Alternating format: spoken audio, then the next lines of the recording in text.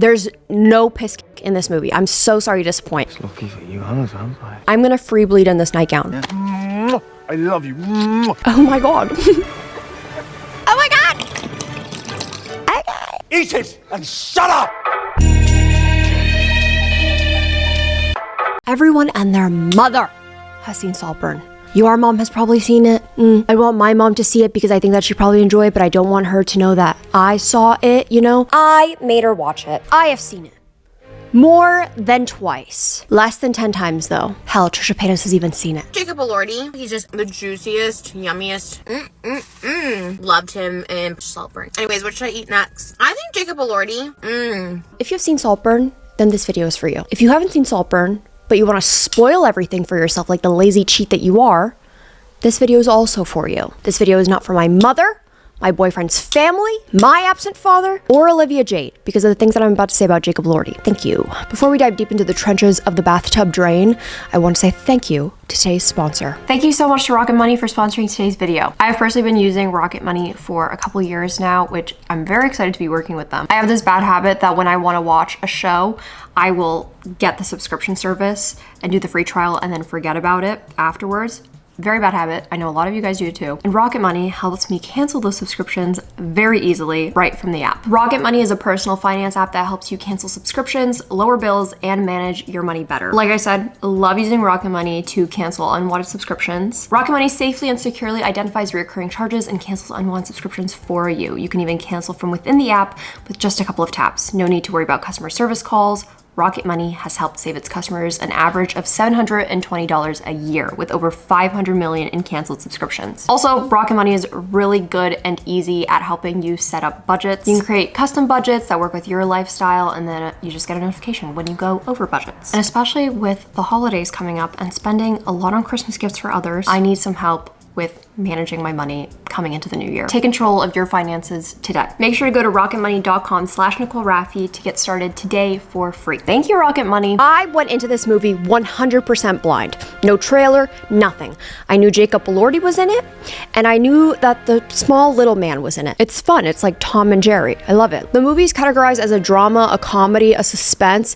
Even some sites said a thriller. I feel like before we get into my psyop corner, because this is literally my psyop corner, my theories, things that I noticed, symbolism, Easter eggs, I think it's important that I give a brief rundown of the movie. I feel like it's important that we ease everyone into this video before we start talking about like drinking cum water and Peebus. Also, all CVS's within the Philadelphia area don't have any printer paper. I'm about to buy one of those big ass industrial ass printers. I'm gonna make like my own at-home CVS. Photo printing, pharmacy. The movie starts off with fucking Oliver Quick sitting there being like, I wasn't in love with him. And he's like smoking a cigarette, okay. I wasn't in love with him. Yeah. It seems like an interview of sorts and you're like, okay, like what's going on? Who is he talking about? None other than Felix Catton. Everyone wants to be around Felix. Felix is hot. Felix is sexy. Felix is Jacob Elordi. Felix is like 6'5". Girls love him. Boys love him. People are fawning over him. But Oliver makes it clear that he was honest with him, protected him, understood him, and loved him. But he was not in love with him, okay? That's gay. This movie is set in 2006. Little bit confusing because it says, welcome class of 2006. I don't know if you guys do it differently in England because this is in Oxford. Class of 2006 is the people that are graduating in 2006. So it's just like a little bit confusing anyway, but the movie takes place in 2006 and 2007 and he's supposed to be a freshman. A sinister fact about me that has to do with Oxford University is that my best friend in middle school, I remember her telling our reading teacher that she wanted to go to Oxford University. And I said, you're not gonna go to fucking Oxford University. And my teacher got so mad at me and was like, oh my God, Nicole, that is so rude. How could you say that possibly to your best friend? She can go anywhere she wants to go. If she believes it, then she can do it. Little did she know, the only reason that I said that was because I wanted my best friend to come to college with me, okay? And I didn't want to go to Oxford. And lo and behold, who went to college with me? My best friend. We roomed together. So, sometimes being a bitch is a form of manifesting. I truly believe my best friend could have gotten into Oxford. Answer this honestly, what's better, Oxford or sleeping in the same room as me? I think you know the answer. Oliver doesn't fit in, okay? Nerdy little man, okay? He's just hanging around this guy named Michael who loves maths. No, I believe. Fucking ask me a song then! We learn immediately Oliver is just like a goody fucking two shoes. Read 50 books for summer reading, and the professor was like, you did not have to do that. The King's Bible was literally on there. I don't know why you did that. I haven't even read half the books on that list. And Oliver just basically dresses like SpongeBob reincarnated. Not that one. Yeah, that one. So they're doing some sort of meeting with the professor. The other guy is like 20 minutes late. Who comes storming in? The guy who's 20 minutes late. Farley. Farley Stott. Well, Farley's American, okay. And basically the professor finds out that Farley Stott's mom is a girl that he was obsessed with when they went to Oxford University. And he's like, oh my God, I have to tell her. He's like, nope, do not tell her. I was literally just an admirer and like not a wanted one. So they hit it off because of connections, naturally. Oliver's reading his essay that I didn't pay attention to at all, and Farley makes fun of him for using the word thus 7 times in the essay. The girls are fucking fighting. The girls hate each other. You can tell. There's so much tension between these two. So Oliver's at the library, and his friend who loves maths, Michael, he's there, but Oliver keeps noticing who Farley is with, and it's none other than Felix. You can't miss him because Felix is the size of the Empire State Building, but he's literally everywhere. Every corner he turns, he just seems to be like infatuated with this man. Don't blame him at all. Completely get it. So this man, Michael, he just wasn't important enough to print a picture out. Yes, there was a 60% off deal going on at CVS. I could have printed him, fit him somewhere. It was more important for me to print this out. Anyway, I'll get to that later. Oliver and Michael don't get invited to any of the Christmas parties. So then it flash forwards to them being like stuck at home while everyone's partying and they're just playing pool. And the song Cheeky Christmas starts playing. Fucking mind-blowing. I love the early 2000s. I wore blue eyeshadow. Does it look like I'm in the early 2000s? I'm literally sweating my ass off in a fake fur coat. Oh, look at me. I'm from 2006. Ah, me cute. Oh my God, time. It's time. Felix and Oliver, me officially, because Felix is sitting on the side of the road like, oh my God, woe is me. Like basically, if you see this man, he's always positioning his body like he is a small petite girl, but he's just sitting there sighing. He's like, oh, such a baby girl. Oh, someone help me. Woe is me. And Oliver's like, what's going on? You got a flat tire? Felix is like, yeah, I have a flat tire. My tutorial's 10 minutes away. And Oliver's like, oh my God, take my bike. I'm not going anywhere. And Felix is like, really? Really? Would you do that?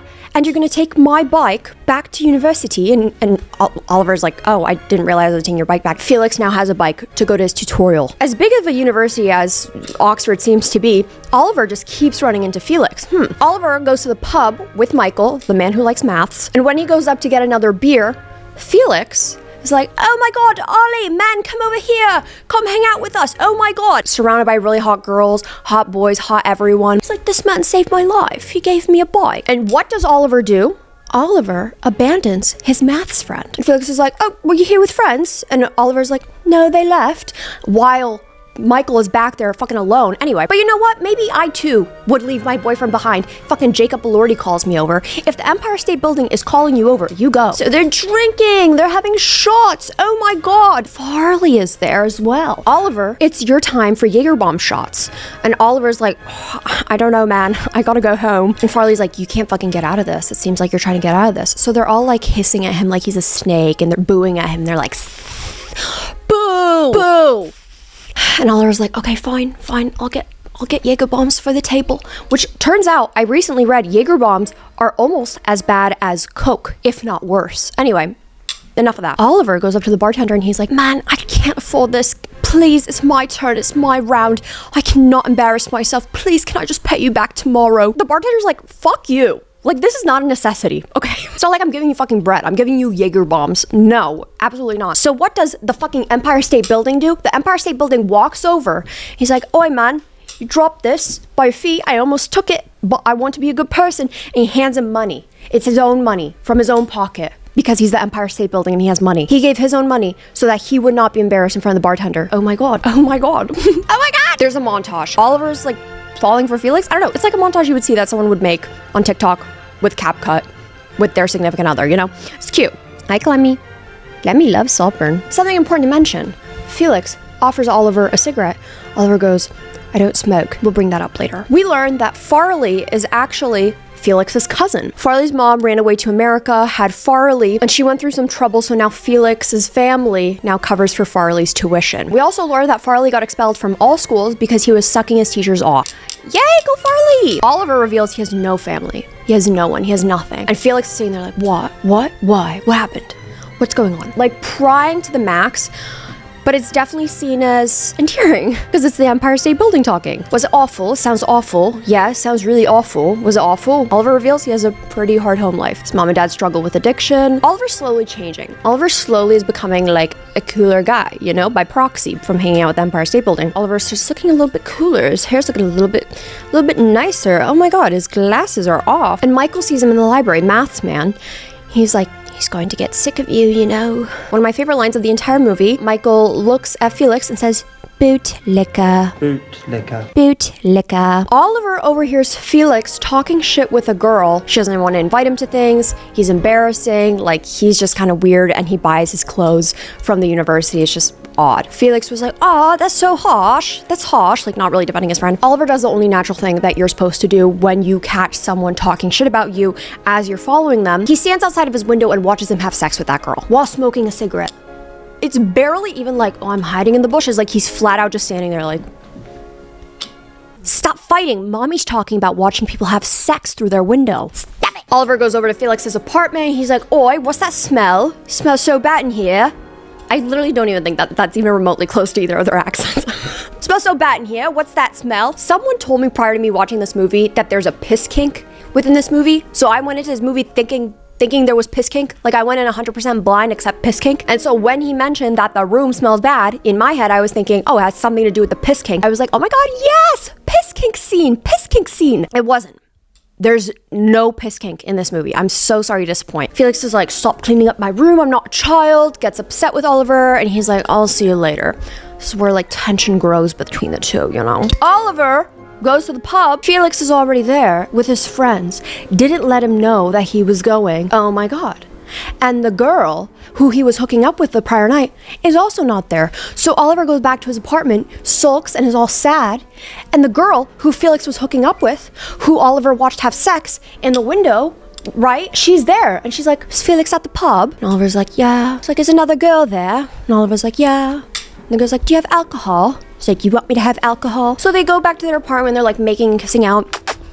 And the girl's like, oh, do you think he's gonna be jealous? And Oliver, being the smooth talker that he is, says to the girl, to be honest, I don't think he'll even mind. Which the girl then leaves. Next morning, Oliver runs over to Felix's room, sobbing, crying. Felix is like, what's wrong, man? What's wrong? Come in, come in. My dad is dead. My mom just called me this morning. My mom just called me this morning and my dad's dead. Cracked his head on the pavement because he was drunk. I can't miss exams. My life depends on it. Oh my god. And Felix is like, of course you can miss exams. And Oliver's like, no, I'm not like you. I cannot miss exams. There's this formal event after the finals and Felix takes Oliver to this bridge and gives him a stone that says dad on it. And he talks about how they have this tradition in his family where when someone dies, you write their name on a stone and throw it into the water. Oliver goes to throw the stone into the water and it lands in a pile of vomit, like nowhere close to the water. Oh, that can't be good. Felix asks if Oliver's going home for the summer. Oliver says, I don't think I'll ever go home. Felix is like, oh my god, why? And Oliver's like, when I was 7,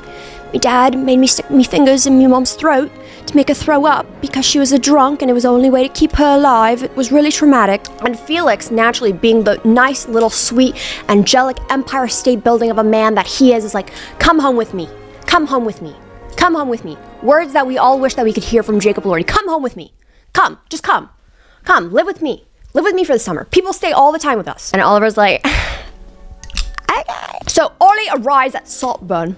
Saltburn is the name of the castle in which Felix and his family own and live in. It's really fucking big. It's really, really, really fucking big. The outside is a little bare. I'm not here to judge. I'm really not here to judge. I'm really not here to judge. I feel like if they had money like they do, I just feel like there would be like maybe a flower outside. Anyway, that's not my business. I can't fucking talk. I don't even have a front yard. Felix is like, come, let me give you a house tour. Ollie is following behind him, not paying attention at all to the house, only paying attention to none other than the fucking Empire State Building, Felix. Felix is walking around the house like, oh, I accidentally fingered my cousin here. This is the blue room. This is the green room. This is the king's room. There's still some of the king's spunk over here. We're gonna share a bathroom. Really important. Within Ollie's room, he finds this like little box where it says the Catton family players. And they're all like little jesters who like dance. They're all chilling in the library. Farley's sitting there like holding a cigarette in the most stupid way possible, but I actually fucking love it. Like I want to bite him. He's sitting there like... So who else is there? There's Elspeth, which is Felix's mom, Sir James, Felix's dad, Venetia somewhere in the hallway, draped around looking like that, cute. Pamela's also in there, and they're all like shit talking Oliver, but like it's out of pity, especially Pamela and Elspeth. Love Pamela. They're dirt poor, unattractive, and his parents are drug dealers. Oh my god. Oh, it's so sad. Oh, it's so terrible. Oh my god. Oh my god. So then Ollie comes in like awkwardly like, hey, you're so beautiful. Your eyes are so beautiful. Oh my god, you're such a beautiful man. I'm very afraid of ugliness since I was a child. The second that Pamela leaves the room, they start talking shit on her. Oh, she's just had a terrible, terrible year. It's been so hard for her. Oh, but dear, it's been so hard for you too. Tell me everything. So they're at dinner. It's black tie dinners every night. We find out that Pamela has found a place to live. They're like, oh, that's so great. Clearly they want to kick her out. They like don't really want her there. You can tell by their tone of voice. They're excited for her to go because she's, I guess, overstayed her welcome. Oliver finds Venetia smoking a cigarette outside, like the manic pixie dream girl in 2007 that she is. She's like, I like you. You're real. The next few things that are about to happen are extremely difficult for me to talk about. And we're not here yet. They're all at breakfast, and it's so uncomfortable to watch. Ollie's asking for a full English breakfast, and Farley's like, you fucking get it yourself. Like, it's right over there. Oliver asks for his eggs over easy, gets upset when the eggs do come back over easy and say that runny eggs make his stomach hurt. Weird. I don't know a lot about eggs, but I'm pretty sure you knew what you were ordering. Venetia talked about this like interesting story that a poet had where the poet's housekeeper had seen the poet outside of the window and wave, and she waved back to him. However, then she realized that the poet was in Italy and they were on the top floor, so there was no way that he was actually up there.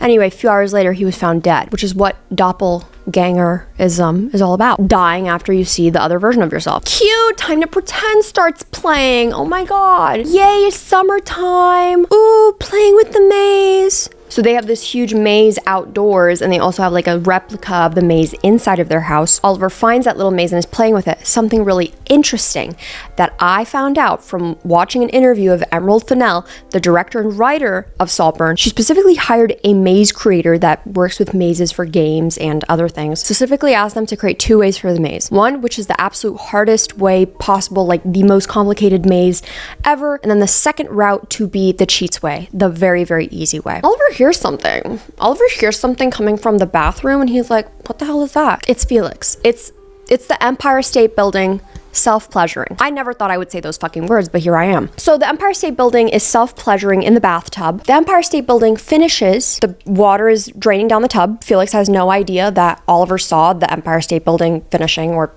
self-pleasuring, whatever. Felix leaves. He's like, night. And Oliver is like, I'm gonna drink the tub cum. So that's exactly what he does.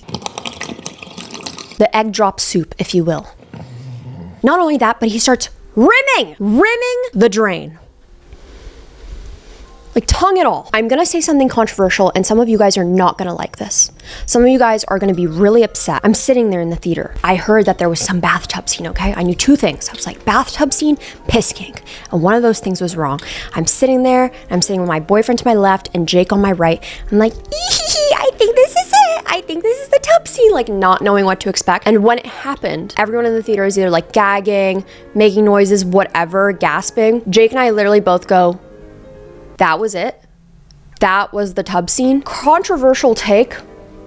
I don't think it was that bad. I expected so much worse. Like, I don't know what the hell I expected. I don't know if I expected him to like stick his dick down the drain. I don't know what I expected. But not him like drinking bathwater. Like, that's like a saying. Like, that's like a saying. You say that to people, like, I would drink your bathwater. It just doesn't seem like that grotesque. Yeah, maybe rimming the drain was a lot, but ultimately I think it was really important to the movie. Oliver was clearly infatuated with Felix somehow. We knew that at this point of the movie. And this was just showing to what lengths he would take it to. And I appreciated that. And I like that. Now, let's not go around and spread the rumor that like I'm out here drinking men's bathwater or anything. I'm not. But if you had Jacob Elordi's bathwater in your bathtub and you had the opportunity to drink it, would you do it? Yes or no?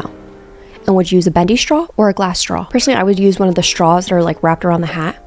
Like, so Elspeth is sitting around with Ollie, and Elspeth starts spilling about her daughter Venetia's eating disorder. Sorry, I'm looking for Venetia.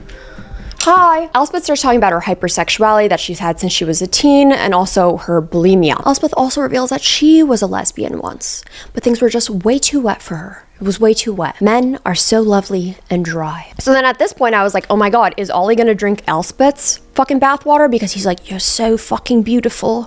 Must be so hard for Venetia because you are her mother. He's gonna drink her bathwater next. Watch. Pamela was kicked out of the house because Elspeth felt like she was overstaying her welcome and she needed to go. And Oliver kind of adding fuel to the fire. And he's like, yeah, well, I didn't think any of her stories were real. I think that she's kind of like a liar and a manipulator. Yeah, we joked about Farley sucking off all the teachers, but Ollie's in here just like literally starting to suck everyone off in this household. So Venetia is outside smoking a little ciggy outside of Ollie's window in a little see-through nightgown. It's white. Mind you, she's free bleeding in this nightgown, okay? We can't see that yet, but just know that she's free bleeding in this nightgown, and good for her. She said, I'm part of the zero waste movement. Fuck the patriarchy, fuck global warming. I'm gonna free bleed in this nightgown. So Oliver starts getting a little sensual around her and he's like, why are you not eating? Why are you not keeping your food down? You need to keep your food down. You're so beautiful, Venetia. You have to just eat. Make sure that you eat. I could just eat you. And she's like, no. Baby, I'm free bleeding. I'm free bleeding. I'm literally out here fucking free bleeding in my own front yard. Like, I'm free bleeding right now. He goes, lucky for you. I'm a vampire. So then he goes on and starts rubbing her fucking blood everywhere. Like all over her. In her mouth, in his mouth, all over her chest. He's like literally like this, like rubbing it in like it's fucking retinol on your décolletage. And I was like, oh man, oh geez. Because she's got to walk back inside. Now her little nightgown is stained. Oh my. And then he goes down on her. We're not shocked because he's a vampire. It's lucky for you, I'm a vampire. And Farley's watching the whole thing, like the nosy little man that Farley is. Like, okay, you're just gonna watch your cousin get her puss eaten out? Watch your cousin and her free bleeding puss in your front yard. You're gonna watch her having fun? You're fucking weird for that. You guys are all weird. People were also really disgusted by this scene. If anything, I was just like uncomfortable like every other sex scene. I didn't think it was like shocking and jarring. Some people do that, okay? Some people do that. Listen, I do a lot of shaming on my channel. I'm not gonna kink shame, okay? Also, go you, Venetia. You're fucking crazy rich and someone wants to drink your period blood. I'm so happy for you. The next day, Venetia eats everything. Venetia's eating everything, all of her breakfast. And Oliver's like, yeah, eat a croissant. So then Felix is pissed at Oliver because Farley spilled that Ollie and Venetia were out there. What were they doing? What's the best way? Ollie was out there in the trenches playing Edward Cullen Tub and everything, just like Felix, like under the water. He smiles with the blood on his face. How he got into the house, how he got past the butler, how he got past like the footmen or anything with like blood all over his face, and then Venetia with like blood all over her clothes and on her face too. I don't know. That's not my business. But his iron levels are beautiful. If he were to take a blood test, his iron would be gorgeous. He would be a perfect candidate to give blood. This man does not need to take an iron supplement. Venetia might, but he does not need to take an iron supplement at all. He's fine. He never feels dizzy when he stands up too fast. Oliver manipulates Felix and he's like, oh, I didn't kiss your sister. Well, I did, but she was drunk.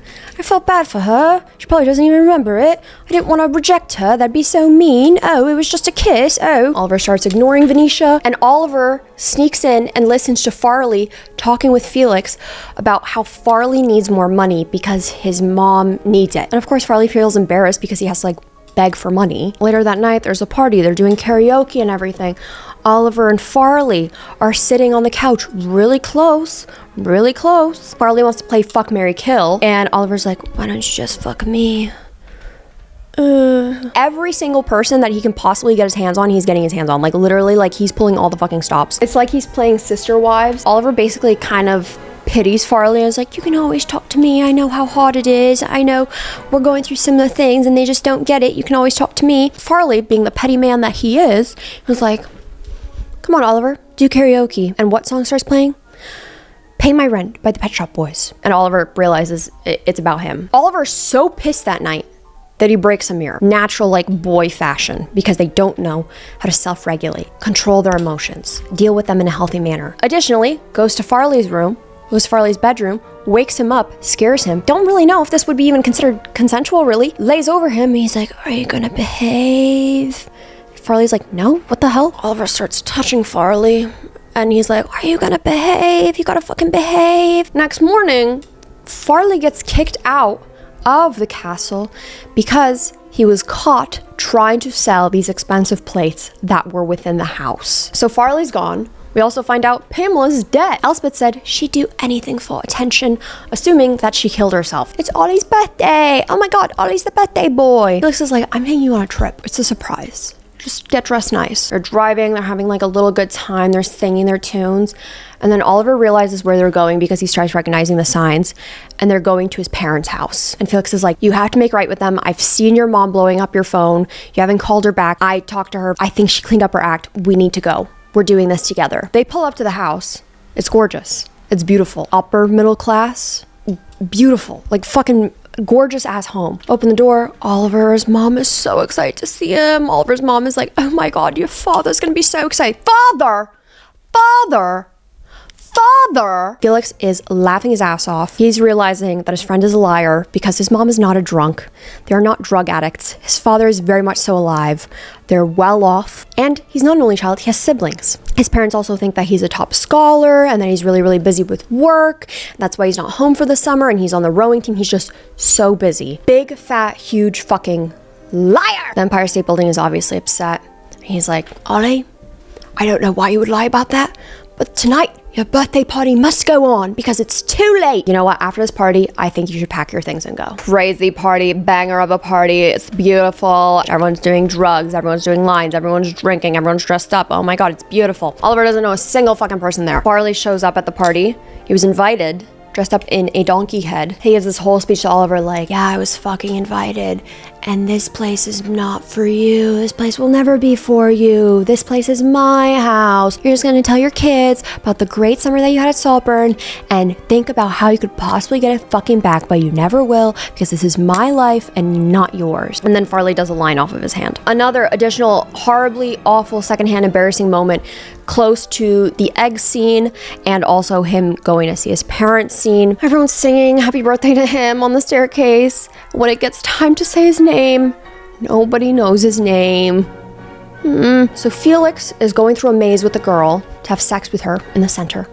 And Oliver's so drunk and falling behind him.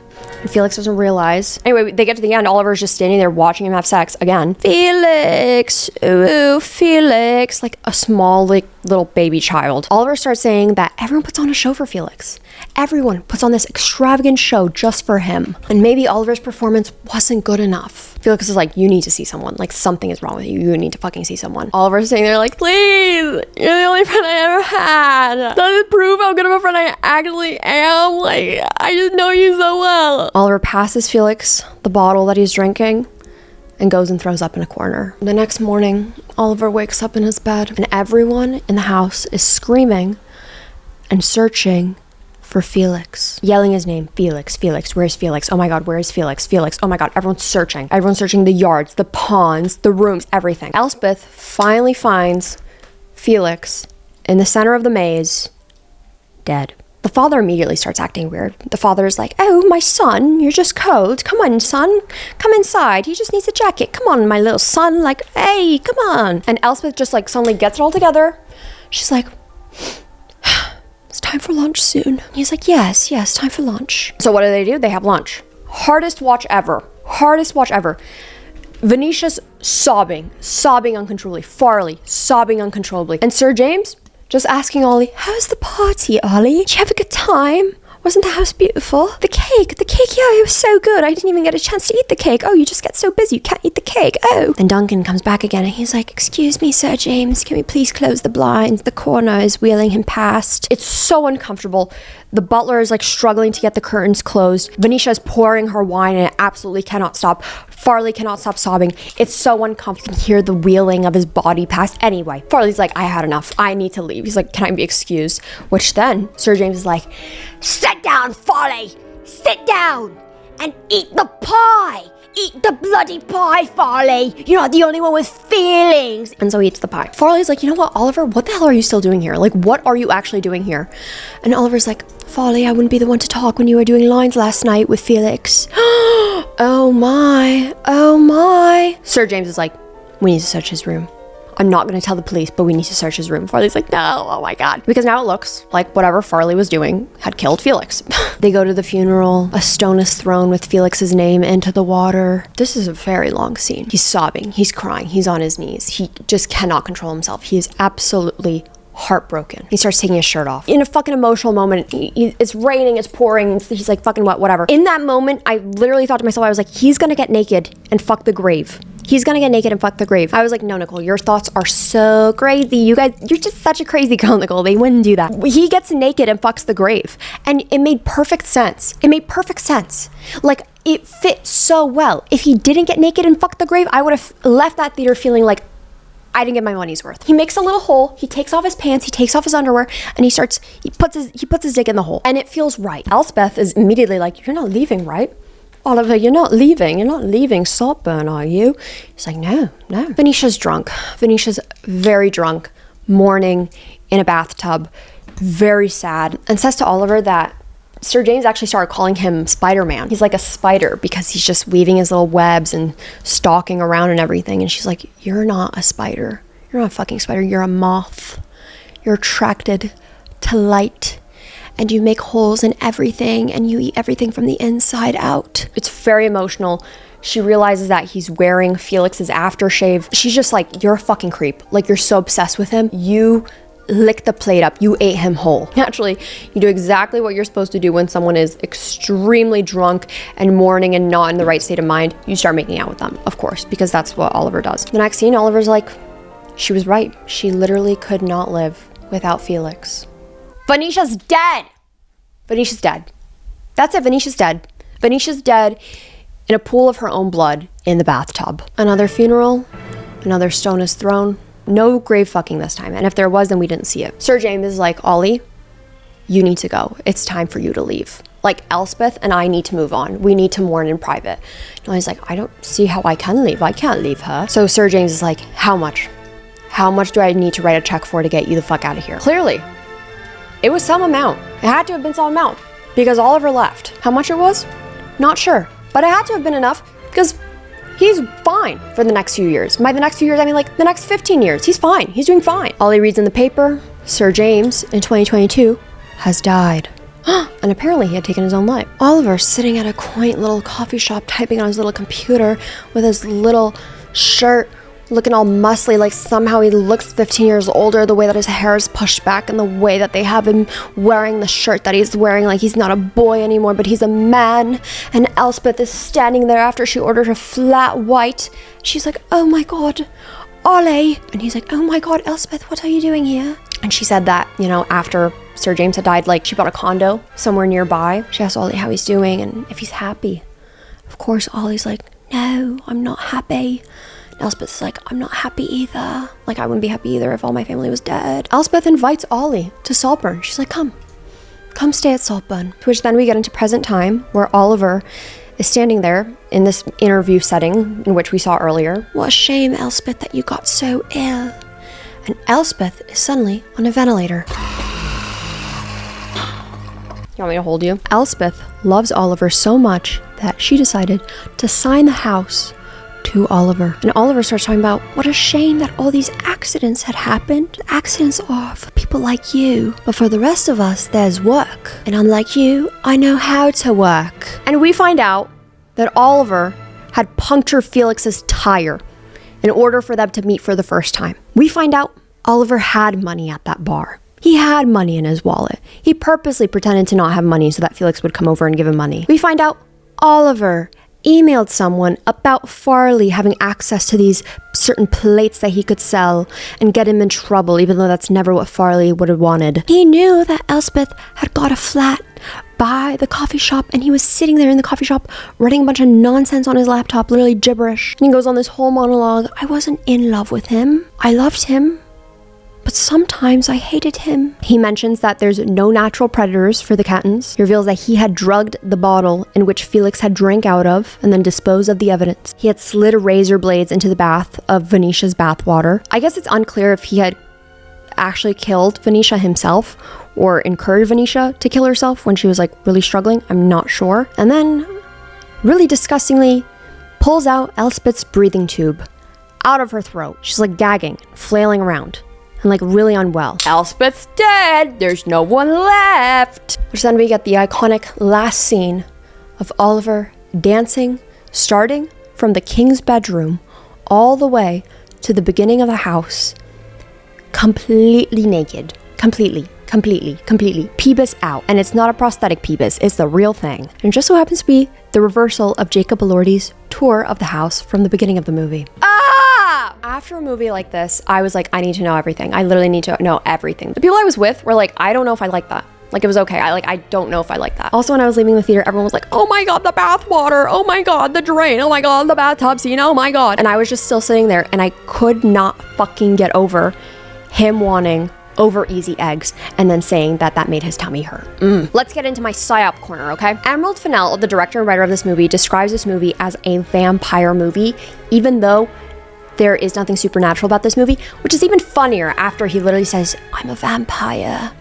And then, you know, eats her coochie, whatever. Vampire movie because quite literally sucking the life out of everyone that fucking Oliver meets. Oliver is the enemy in this whole movie. And I mean, I guess you could probably guess that, but in the beginning, you feel sorry for him. You really feel sorry for him, which is great. That was perfectly the intention. Additionally, rewatching the movie, having subtitles helped me so much, and I caught on to so many more things. I feel like I need subtitles in real life, because at a movie theater, I don't know what they fucking say, ever. At a concert, I don't know what they say. If I'm talking to you face to face, I don't know what you're saying. I'm so sorry. As I was rewatching this movie, I had questions that I want to ask myself. Did Oliver actually care about school? Did Oliver read all 50 of those books like he told his professor? I fucking doubt it. I think Oliver is just kind of like this chameleon that can morph into anything that you want him to be in this like chameleon in order for him to get what he wants. I doubt that he gave a fuck about school. I doubt that he read all 50 books. Additionally, if Farley had never made fun of Oliver for using the word thus, would Felix still be alive? Is this Farley's fault? I'm just kidding. We're not blaming Farley. But part of me wonders if Oliver would have found his way to Felix and his life if Farley had never pissed him off the way that he did and made him feel small and little. Because in the movie, pretty much the only people that saw through Oliver were Michael, the maths man, and Farley, because he saw right through him. He did not spend his life with rose-colored glasses on because he didn't have money like the rest of them, just like Oliver. Additionally, after watching like every single interview ever, Emereld Fennell had said that Felix is not a nice guy at all. It's made to seem like he's a nice guy and everyone feels like he's such a nice guy, even leaving the theater, like,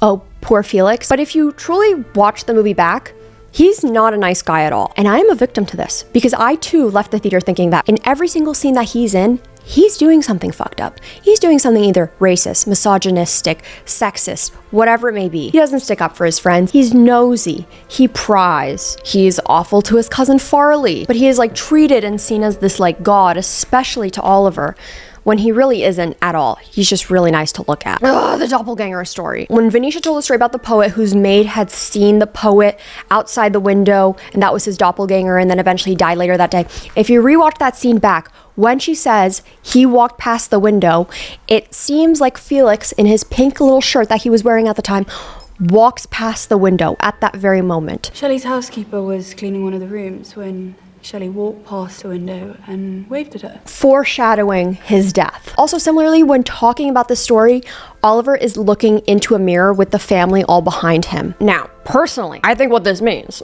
I think that the blue curtains means that they are sad. Personally, I think that this was trying to show that Oliver was kind of like every members of this family's doppelganger and mirroring themselves to them and foreshadowing their death. Okay? It's pretty clear to see that this family feasted on other people's misery and Oliver just mirrored that. The family had feasted upon Pamela needing their help. This whole like savior complex that they all have, like taking in people and having them stay at the house until they're ready to like discard them and get rid of them. And they love that. They love other people's suffering so that they can just dwell in it and somehow make it about themselves. Like when Elspeth is like, oh, that gave me goosebumps. Oh my God, that gave me goosebumps. Just making every situation about themselves. And Oliver simply took that to every member of the family and Uno reversed that and basically showed that same kind of feasting on misery. And then they went on to all die. I just thought that was like an amazing touch, and that's my little theory on that. The maze, 2 routes, the hardest route ever, and the cheats route, the easiest way to just go from point A to point B. In the movie, Oliver is playing with the small maze, and it's so crucial because Oliver gives this whole speech to Elspeth at the end that accidents are for people like you. For the rest of us, there's work, and unlike you, I know how to work. So I think in Oliver's head, he had taken the really hard route. He had taken the hardest route possible,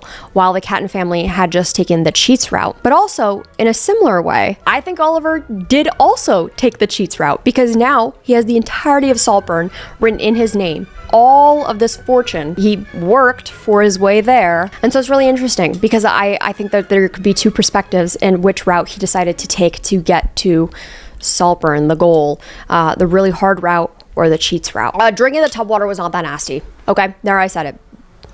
I said it before and I'll say it again. Drinking the tub water is not that nasty, and you would do it too. Drinking the tub water was simply just a form of manifestation.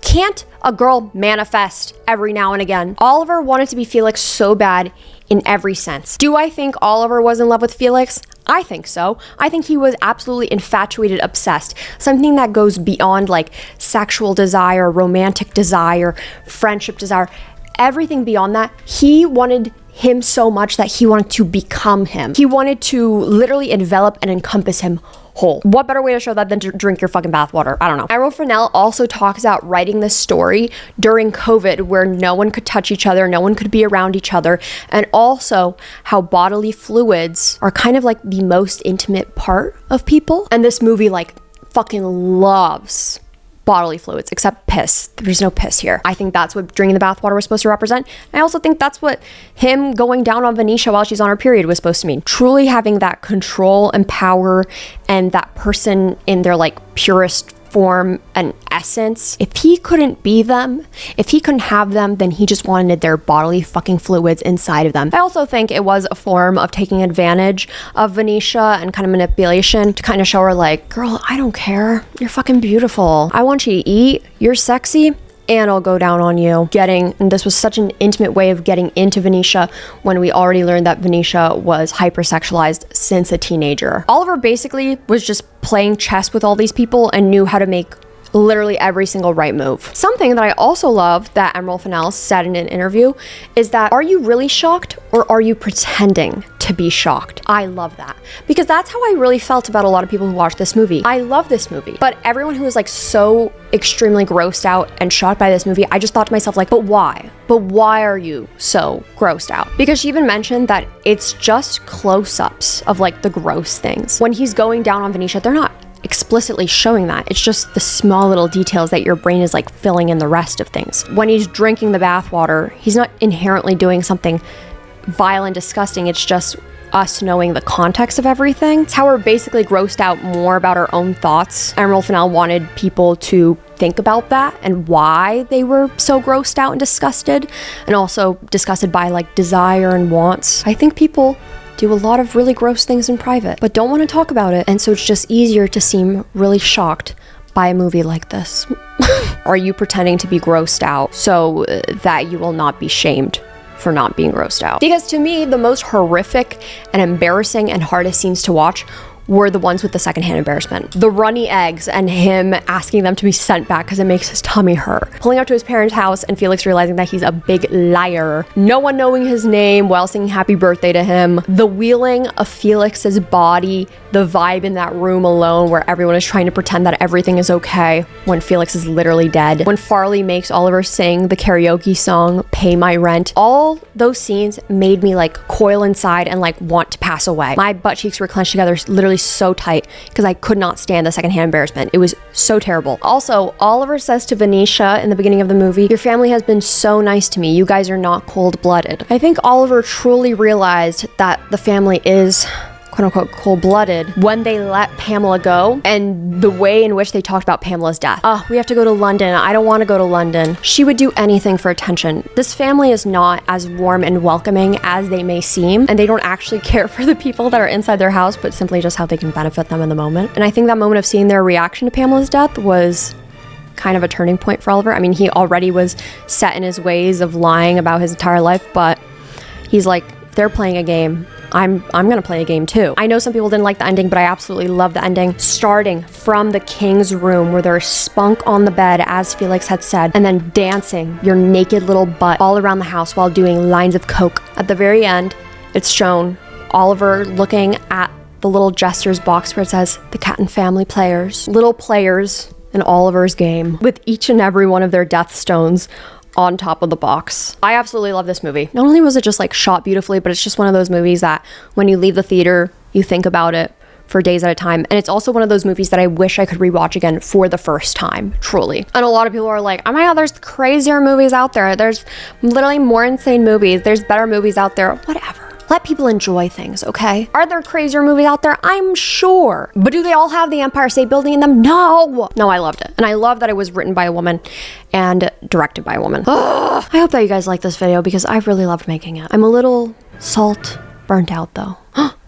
Oh my. If you like this video, please make sure that you leave it a like because it helps me out so much. Also, make sure that you leave a comment if you have watched Saltburn, didn't watch Saltburn, any thoughts, anything I missed, want to have a conversation. Make sure you subscribe if you want to be nasty, if not you're disgusting. Also, make sure you have your bell notifications on so you know every single time I post or else you won't grow. If you want to follow me on my other social media, Instagram, Twitter, Depop, Spotify, it's just at Nicole Rafiee. And if you want to follow me on TikTok, it's at Nikki Nasty. I got merch for sale, and I also have a podcast that comes out every other Monday. I'm gonna go now. I have bathtub drains to rim. Bye!